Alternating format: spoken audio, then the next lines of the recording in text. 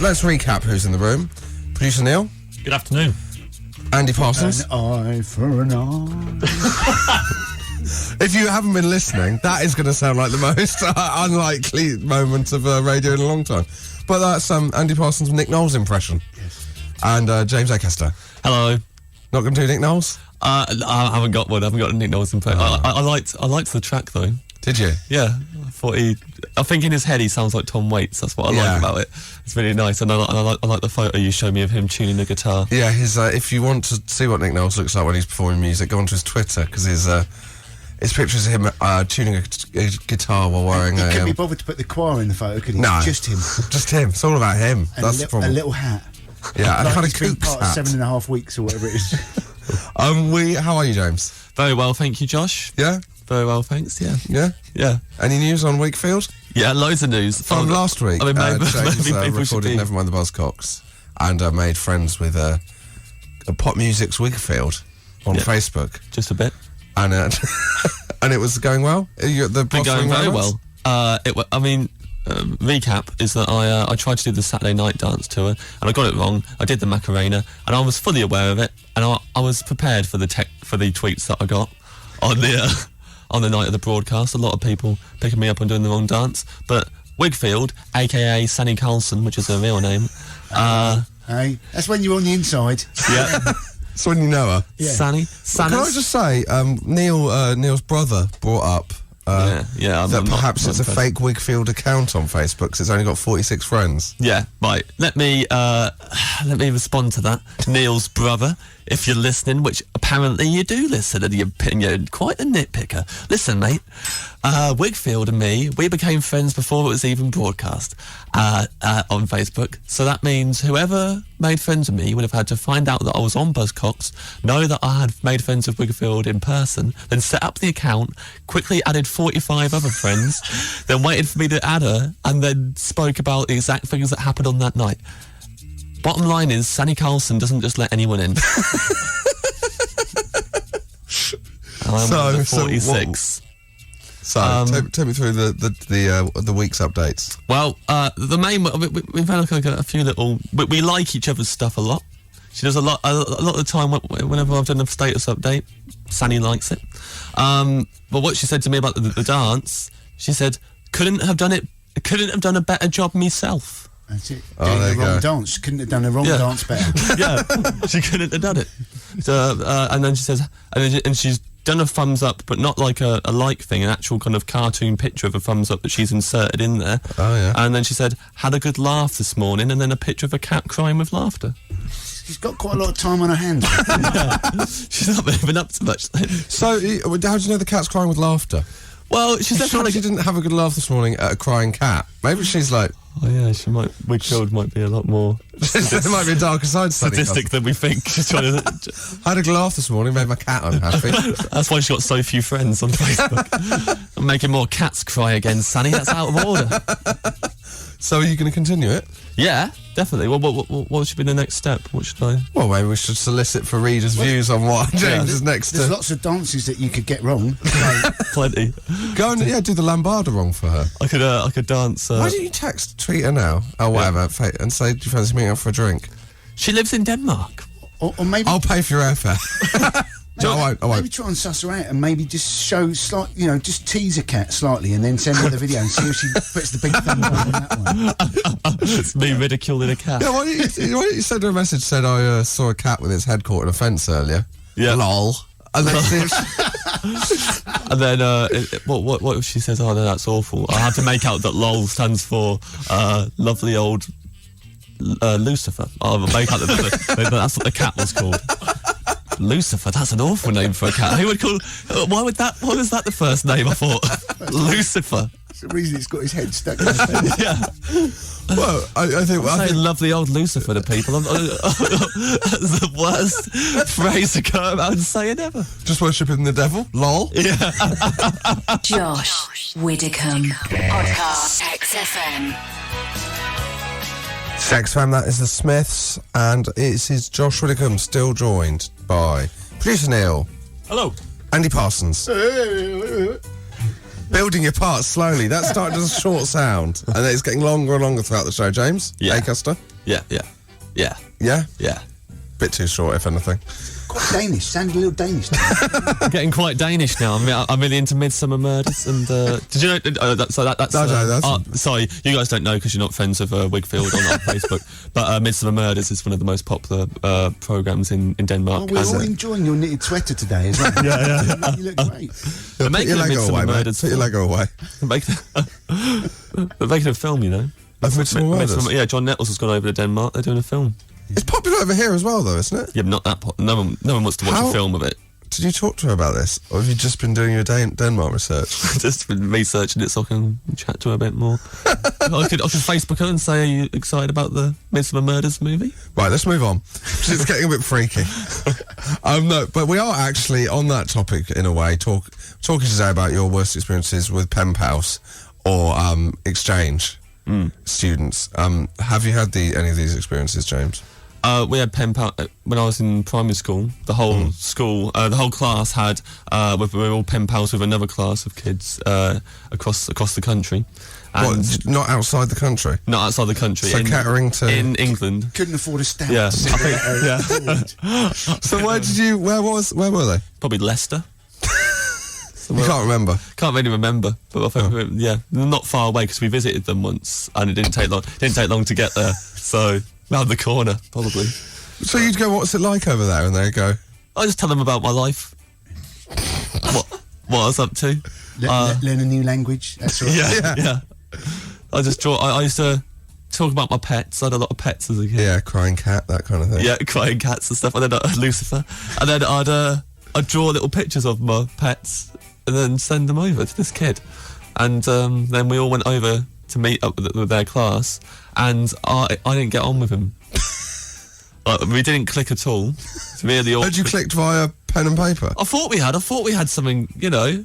Yeah. Well, this guy's going to be my friend. He seems to enjoy my cartoons, but I think it's just being polite. I think this teacher was like, you've got to write back to him, say that you liked the cartoons, ask him some more about his pets. And then when I went there, we just didn't have anything in common at all. But his best friend is in real life. He was pretty cool, got on with him. And then my best friend, Joe Devlin, he got on with my pen pal. So you swapped? Well, we tried to negotiate a swap. And the teacher wasn't having any of it. We went up to my teacher and we said, we were wondering if we could trade pen pals because we're not really getting on. Well, what did the teacher say? She said, that's not the idea of coming over here. You've been writing to each other. How do you think they're going to feel about this? Think about other people's feelings. And we were like, well, we're pretty sure they feel the same way. Should be okay. She was like, no, there's no way we're doing that. Then everyone will start swapping. So if you start swapping, everyone's going to want to swap pen pals. It's going to be like an orgy, a pen pal. Yeah. Why don't you all just put your pens in a bowl and then pull out a pen and that's your new pen pal? In the end, we all just swapped and I ended up pen pals with a kid in my own class anyway. So. You're pen pals with kids in your own class? It's a poor thing that's gone on there, isn't it? Having to write to somebody, but you could just wave or make a sound. But no, I'll write them a little cat. Draw a little picture of a cat crying. And so did you... I've got actually on this pen pal thing, because this came up earlier, a question. On your local TV during the local weather, because I need to get to the bottom of this, at the end of the weather, did they have like a drawing by a child that had been sent in? Yes. Yes, thank you. But don't forget, we probably had the same weather, didn't we? Oh, West Country. West Country, yeah. You probably grew up with Gus Honeybun, did you? I did grow up with Gus Honeybun. If you don't know what Gus Honeybun is... Gus Honeybun? Here we go, right. If you don't know what Gus Honeybun is, Gus Honeybun He used to live in a shed, didn't he? That's the most important thing. Yeah, that's the main thing about it. He used to... So he was a rabbit on a stick, a stuffed rabbit on a stick, and there'd be an anchor who would read out how old... So they go, Katie has written in, she's 10 today. Can we have 10 bunny hops from Gus Honeybun? He was good at the bunny hops. He was good at and then he'd hit a mushroom as well, wouldn't he? Well, I don't really remember the mushroom. Hit a mushroom? Not in a drugs way. Josh's own little mind. I don't remember the mushroom. There was a mushroom he pressed and it would change the backdrop. Oh, that was good. See, I told you. The backdrop change. I didn't remember it was a mushroom. Yeah, so, and he used to have a rainbow if you were really good, you got the rainbow backdrop. Is that right? Yeah. See, a special one. If we'd had pen pals in Kettering, where James is from, this is what we'd have talked about different cultures. I would have thought you were lying. You're sending me pen pal letters going, yep, watched Gus Honeybun today. He did 10 little jumps because it was my 10th birthday, and then he jumped on a mushroom and the background changed. Yeah. I thought, oh, that's your weather, is it? You're all watching the weather in the West Country, loving it. TV has changed, hasn't it? You don't get that anymore. But the ratings he must have got, unbelievable, through the roof. If you remember Gus Honeybun or any... So the next week, Neil, note this down. Yeah. It's got to be strange things you think only your local TV did. Okay. We'll start that now, but it'll go on into next week. So text us, 83936, or tweet us at XFM. Is that okay with you, Neil? Perfect. Perfect. That's given us the week off. This is XFM. Josh Widdicombe. XFM. We were talking, we just need to do an update here, because we were talking about myself and Andy Parsons. Hello, Andy. Hello there. Hello. Yeah, that's it. There you go. Sounded like you were doing an Andy Parsons impression then. We haven't got time for all this. We are doing, Let's talk right? about Gus Honeybun. We need to talk about Gus Honeybun. We didn't know if there was a thing. Gus Honeybun, to recap, was the thing me and Andy remembered from West Country Television, who was a rabbit, toy rabbit, who would hop up and down depending on how old you were, essentially. And we mentioned it. Twitter has gone electric. So it did exist. Let's go through them. Can't remember. This is from Zero near Exeter. Can't remember how old I was, but I remember getting my name read out by Gus Honeybun. I was so made up when I heard my name. I wonder if anyone knows what happened to him. Bitter walking the streets of Exeter, going, seeing other animals on the TV going, it could have been me. Trying to get in the clubs, having to hop out his age before he gets in. Gus Honeybun was a legend for Plymouth Uni students, says Alan Dupre in Manchester. Gus Honeybun, I totally forgot he existed. The trauma of not having your card read out or being read out when you're older and thought you were cool. Oh, the joys. Kim from Plymouth. In brackets now, Putney, close brackets. You Social mover. You should have not read out that email. Make it feel even more. Hop up and down, see how old Kim is now. This is my favourite. This is from Tammy. I'm from Devon and I met Gus. Wow. First name terms. He did it. Yeah. Friends on Facebook. It's like you're Wigfield. Mr. Honeybun to you? He did a PA at my school. I got 7 bunny hops and a lolly.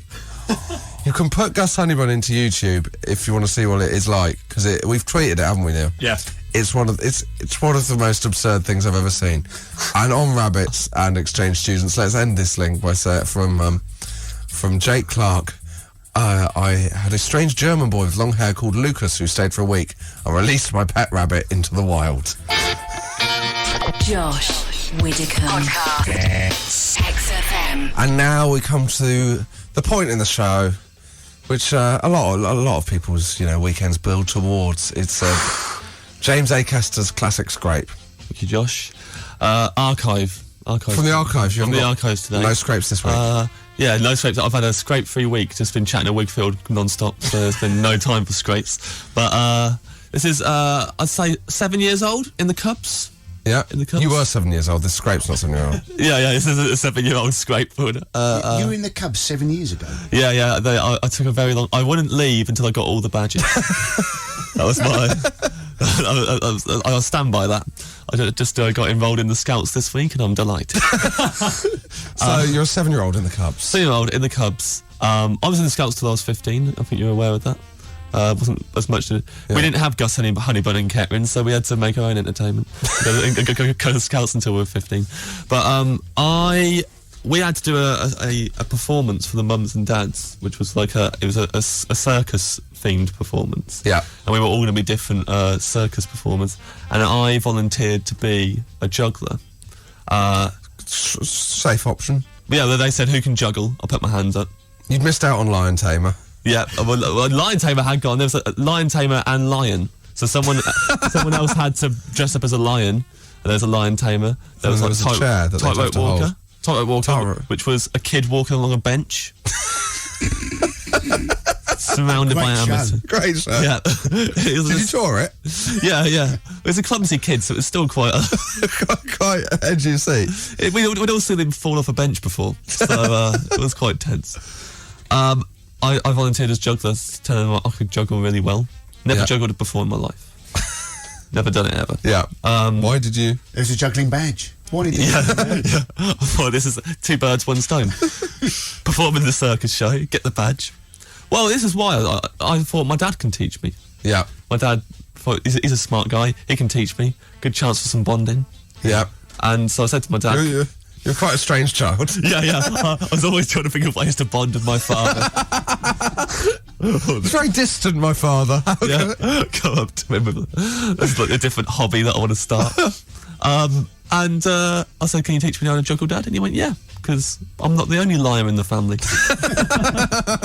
So, I bought a pack of juggling balls with my own pocket money. 3 juggling balls. I came home, and the first thing he did in the lesson was he opened up the packet and he took one of the juggling balls, he threw it over his shoulder and went, don't need that one. Which you do need it. If there's any jugglers listening who are getting furious at my dad's, I'm aware you do need all 3 balls. That's not. But I thought disappointed if you see the 2-ball juggler, aren't you? You go no. Yeah. 2-ball juggler obviously sounds a bit different now. I thought though, because he threw it, because we don't need it. I took his work. I admired that man so much at the age of 7. So I thought, you thought this is a chance to bond. I thought that's. I've just got this mental image of your dad with 2 juggling balls, chucking one up and the other up, and going, "There you go, son. Yeah. No problems. Now leave me alone. Stop trying to bond with me. You know I don't like it. I only see you at weekends." But it was. I thought that was a spare ball. I thought that's a spare one. Because I'm chucking him around a lot. I was like, there's a lot of potential to lose a juggling ball. So that's probably a spare one. We'll come to that. If I lose one, that one's in the over on the sofa. You throw it away. But this is how he taught me to juggle. Andy's not far off. But how the juggling technique. It was so ball in each hand. Chuck the one in your left hand. Chuck that in the air. While it's in the air, pass the one in your right hand over. So don't let go of it. Just move your hand over and put it in your left hand. Move your right hand back and catch the ball that you throw in the air. Then do it again. And so just doing that constantly. The kid on the bench is now sounding like a... He was laughing at me. He was there looking through the window, balancing on his bench. Hey, Acaster, that is so lame. But, and I nailed the technique in about 10 seconds. Well done. 10 seconds, I was like, I'm a natural. I'm going to tear up the Cub Scout Circus show like nobody's business. And then, it came to, the night of the performance, and there was this little backstage area in the church rooms. Yeah. We were all there in our costumes, and I had a little waistcoat on, because I was a juggler. and 2 balls, 1 waistcoat. Yeah, but then there's Matthew as well, who was also going to do juggling. There was 2 jugglers in the Cub Scout Circus show, and Matthew had a waistcoat on. He had 3 balls in his hand, and I genuinely at the time thought, he's bought the spare ball. You are gonna be all over the shop with that. Matthew, you're about to go out there and juggle the spare ball in front of everyone. Nice one, mate. There's 5 tyres on your car, but he went out. And then the Cub leader went out, Arcala, dressed as a ringmaster, first one out, and was getting the crowd revved up into a frenzy. It's a warm-up. Come on, you want Cubs? I've got Cubs. Really excited them all. You're not allowed to say that. He did have Cubs. He bought some, so they all went out with the clown stuff, and then he brought out the jugglers. Who wants Cubs? Shout out now. Who came here to see some Cubs? Yeah. So we'll do it. But your parents there? My dad was there. Yeah. Oh, it's a proud moment. Mum. Taught him all he knew. Mum, nothing to do with it. She's like, David, I'm not having it. It's another one of your harebrained schemes. Sending James out doing 2-ball juggling. But he announced us really big voice. He said the juggle laws. I'll never forget that. The juggle laws.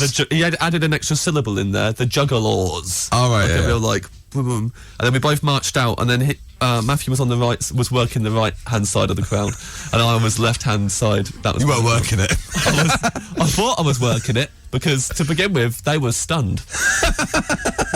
He's forgotten a ball.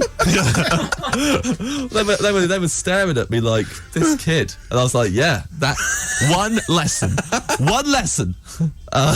doing my throwing pass technique, and I looked over at Matthew, and he was doing a thing where he was kicking his legs really high in the air while juggling. So he was but throwing them underneath his legs and doing it like he'd run away with the circus and then come back It's like Mowgli in the Jungle Book when he was juggling with Baloo, and he was doing that, and like he did this big finale where he kind of threw all 3 balls in the air and then caught them like one after the other, and then bowed and incorporated the last catch with a bow.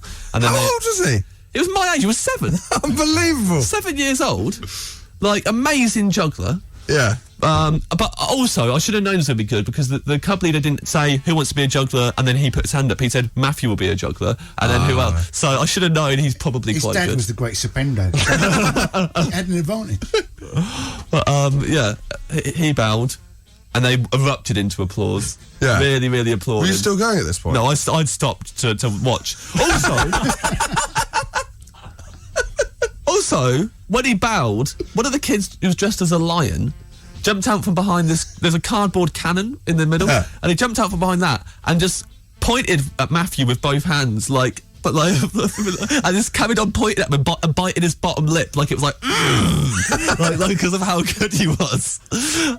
And then like there's one parent looking at me in the audience. That was my dad. Looking at me from the back of the room, he just extended his arm and just giving me a thumbs up and nodding. Like, yeah, we did it. That is amazing. Oh, so did your dad know that? When did you tell your dad that it had all gone wrong? Pretty much straight after. I went, what did you send me into that for? And he went, you wanted to learn juggling in a week, James. It's the best I could do.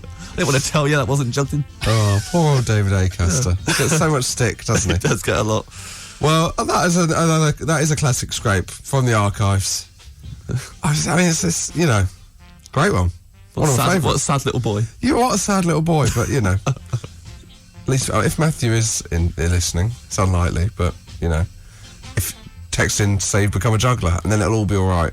Yeah, it'll be fine. I just can't believe how good he was at the age of 7. It's amazing. Amazing. Can you just for listeners at home, Andy's just pointed at James like they all used to point at Matthew, just And the lion. Yeah. just to rub it in a in. Josh lion outfit. Widdicombe, XFM. Before we go, a few things to tie up. Earlier on, we were discussing sheds for slightly too long. Maybe We got overexcited for a whole hour, didn't we? a whole hour of shed stuff. And someone tweeted #shed-related anecdote, and then we said, let's see if we can get that trending. And we failed. But what we did do... Gus Honeybun is now gone big. What we have done is, let's read out some of the tweets that have got the #shed-related anecdote. We said, don't write about sheds, just write what you want and then put that on the end. Off to Hammersmith to do some shopping, #shed-related anecdote. Just mopping the bathroom floor with no top on, #shed-related anecdote. This is my favourite. Loving Edith Bowman on BBC 6 Music this morning, #shed-related anecdote. Neil, you've tweeted, just joining in, #shed-related anecdote. I'm not going to keep saying it. I'm watching Paul Hollywood go mental on dough, #shed-related anecdote. Underwhelmed by Battersea Bridge, #shed-related anecdote. Loving the last full day of London Radio, well, that's actually a good one. I will carry on with that.